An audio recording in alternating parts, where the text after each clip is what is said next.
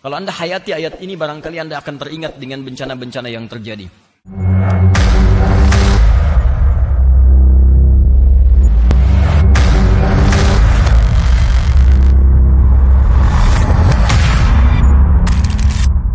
Bukankah Anda tadi dengar ayat-ayat tentang tsunami, tentang gempa?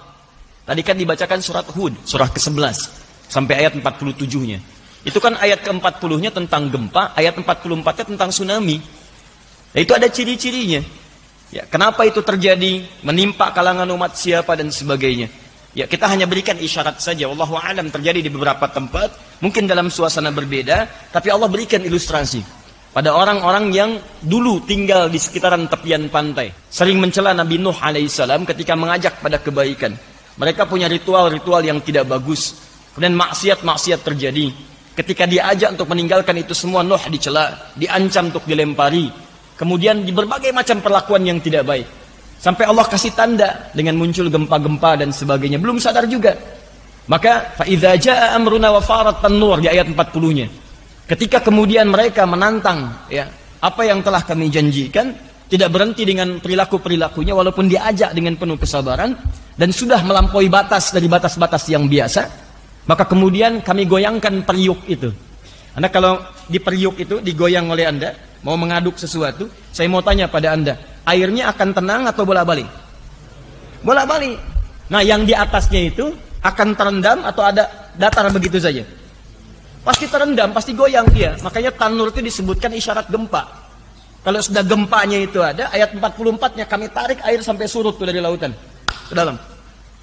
Wa ghidal ma'u, udah ditarik sampai ke dalam, kami datangkan lagi dengan bentuk yang lebih besar. Kami telan semuanya itu dengan air. Di airnya didatangkan keseluruhannya. Kemudian pada masa Nabi Nuh alaihissalam didatangkan pula dari langit batu-batu yang menimpa mereka. Tapi poinnya adalah, seringkali terjadi kalau ada aktivitas sekian di tepian pantai itu sering mengundang maksiat beberapa bagian-bagiannya. Maka kami sampaikan kepada siapapun yang tinggal di wilayah-wilayah yang seringkali itu, maaf, maksiat seperti itu sudah terjadi jauh sebelumnya, zaman Nabi Nuh alaihissalam. Nuh itu masanya jauh sekali. Ya, dari Nabi Adam saja 6 sampai 7 generasi. Ke Nabi Adam tuh. Nuh alaihissalam bin Mikhlail, bin Matusyala, bin Kinan, bin Anwas, bin Thith, bin Adam alaihissalam. Yang Anda bayangkan, 6 generasi dari Nabi Adam sudah ribuan tahun. Dari Nabi Nuh ke Nabi Muhammad saja, itu panjang generasinya. Ya, bisa ada sampai 37 generasi. Muhammad SAW bin Abdullah, bin Abdul Muttalib, bin Hashim, bin Abdul Manaf, bin Qusay, bin Murrah, bin Kilab, bin Ka'ab, bin Ghalib, bin Fihir, bin Malik, bin Nadar, bin Kinana, bin Khuzaimah, bin Mudrikah, bin Ilyas, bin Nizar, bin Mudar, bin Ma'ad, bin Adnan, bin Adli, bin Adri, bin Muqawwam, bin Nafur, bin Tari, bin Ya'rub, bin Yasjub, bin Nabit, bin Ismail alaihissalam, bin Ibrahim alaihissalam, bin Azar atau bin Nafur, bin Abir, bin Kinan, bin Arfakhshad, bin Sam, bin Nuh alaihissalam. 37 generasi. Dari Nabi Muhammad SAW ke kita sudah 15 abad. Jadi kalau 37 generasi, ribuan tahun usianya, sampai ke Nabi Muhammad ke kita 15 abad setelahnya, itu sudah ada orang bermaksiat tepian pantai. Datang, lakukan ritual yang tidak benar, bermaksiat, ada yang mabuk, ada yang zina. Jadi kalau sekarang ada yang ikut-ikutan, dia orang telat sebetulnya. Dia terlambat. Dan diinfokan oleh Al-Quran, jangan berlaku seperti itu lagi, karena nanti resikonya muncul azab. Dan selalu diberi tanda oleh Allah. Tanda-tanda datang tsunami itu selalu bahtera itu akan datang ke daratan. Maka patut curiga kalau ada banjir besar dari lautan datang membawa tsunami, tiba-tiba kapal merapat ke daratan, itu pasti ada sesuatu terjadi di situ. Pasti itu. Ya, itu pasti. Apalagi kalau gempanya kemudian berlipat-lipat di dalam, menelan orang yang di atasnya, itu ada sesuatu terjadi di situ. Ada sesuatu. Makanya saya mengajak pada setiap kita, ayo kita bertobat pada Allah Subhanahu wa taala. Ya. Bagi orang-orang yang masih hidup, bagi kita itu diberikan ujian oleh Allah supaya menyeru saudara-saudara kita. Terutama orang-orang beriman yang mengaku muslim dan sebagainya. Tinggalkan kegiatan yang tidak baik, hal-hal yang bertentangan dengan hukum syariat kita, mendekat kepada Allah Subhanahu wa taala, kita saling dukung. Ya. Untuk kondisi di Palu khususnya, Allahu a'lam apa yang terjadi. Insyaallah ya, kita bermohon pada Allah Subhanahu wa taala, semoga khususnya orang-orang beriman dikuatkan imannya oleh Allah Subhanahu wa taala. Belajar dari peristiwa itu, meninggalkan hal yang tidak disukai oleh Allah. Ya, juga kita menolong saudara sebangsa kita yang sekiranya dengan izin Allah mendapatkan ujian seperti ini, supaya dengan bantuan kita semua, ya terikrarlah kita kewarganegaraan dengan sikap yang baik. Dan bagi orang-orang beriman, maka diujilah ikatan keimanannya satu dengan yang lainnya. Tapi mohon maaf ya, saya sampai hari ini itu masih menunggu situasi dan belum mengumpulkan sama sekali untuk donasi. Ya, tidak mengumpulkan. Kalau Lombok beda kasusnya. Ya, kami bisa menjangkau itu karena saya tuh 1 sen pun Anda titipkan itu saya harus jaga betul. Sampai saya pastikan datang ke tempatnya. Di Bali kami datangi saat erupsi Merapi. Di Lombok kami datangi juga ke sana untuk memastikan sampai pada tujuan. Di Kepalu kami belum punya akses. Karena itu yang kami punya pun ada yang menitipkan sementara, kami sampaikan kepada adik kelas kami yang ada di sana yang memang membina masyarakat dalam nuansa Al-Quran. Dia ada satu yang bahkan punya tempat untuk bina Al-Quran. Yang satu lagi, beliau berdakwah di masyarakat. Ya, kami titipkan untuk sementara waktu. Sementara kami belum mengumpulkan apapun. Jadi kalau beredar di WhatsApp, rangkaian dan sebagainya, memasang misalnya nama kami atau foto untuk sumbangan, itu pasti bukan dari kami. Bukan. Ya, kami titipkan pada Ikatan Keluarga Besar Alumni Libya. Kemudian di sana ada adik kelas kami, alumni Libya. Kami titipkan untuk bisa memberikan tanggap darurat terlebih dahulu. Kami insya Allah sedang bermohon kepada Allah. Mudah-mudahan kita bisa mengajak teman-teman di Palu, terutama rumah-rumah Quran yang kemudian kemarin terkena dampak. Kita akan bermohon kepada Allah, semoga orang-orang beriman yang tersisa di sana, juga kita semua bisa menjadikan itu sebagai daerah yang Qurani dengan izin Allah Subhanahu Wa Taala. Ya. Di pasca selesai, saya sudah bermohon kepada Allah, mudah-mudahan diberi kesempatan untuk membangun pusat Quran yang salah satunya ada di kisaran itu. Jadi kita akan mencoba mengganti kegiatan-kegiatan yang tidak baik dengan mengembalikan kepada perjuangan guru tua yang sudah berdakwah masa-masa yang lampau, untuk menghilangkan hal-hal yang tidak baik dan mengembalikan pada nilai-nilai keislaman. Sekarang itu coba dikembalikan lagi 2 tahun ke belakang. Nah sekarang Allah memberikan kemudian gambaran kepada kita untuk bisa mengembalikan kepada nilai-nilai yang terbaik dengan Allah Subhanahu Wa Taala.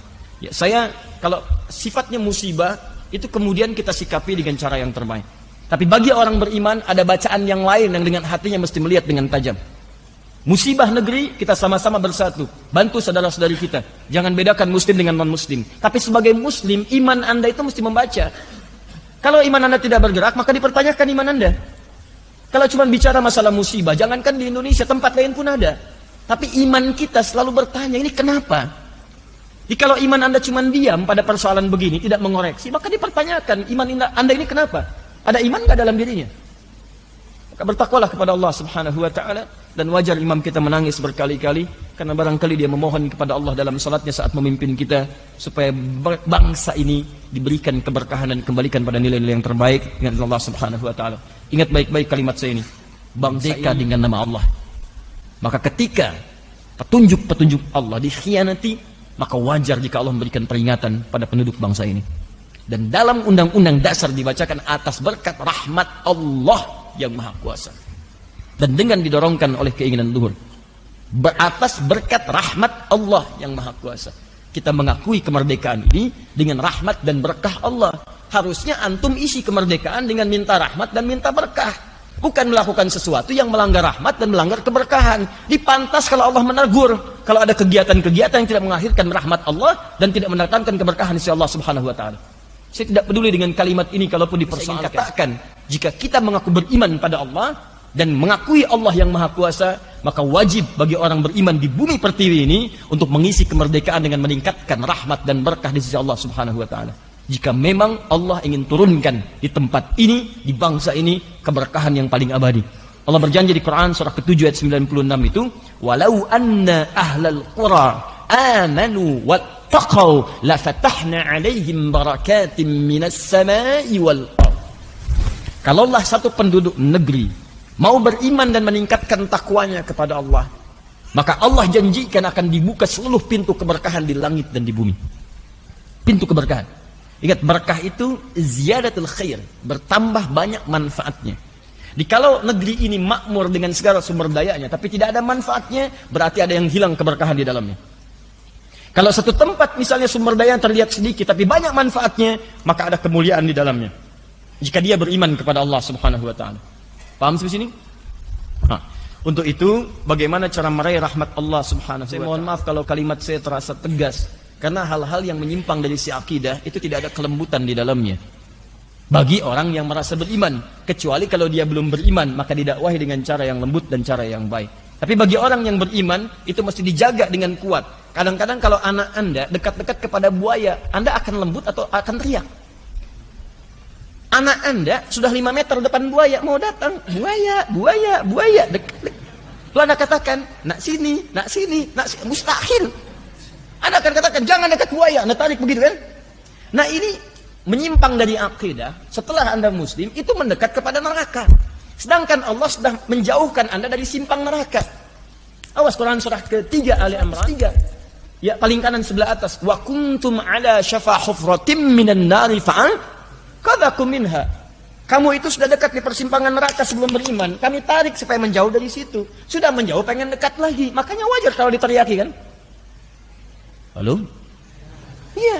Jadi wajar kalau urusan-urusan akidah itu kita mesti tegas dalam hal ini supaya dijaga oleh Allah Subhanahu wa taala di keburukan-keburukan yang mungkin menimpa.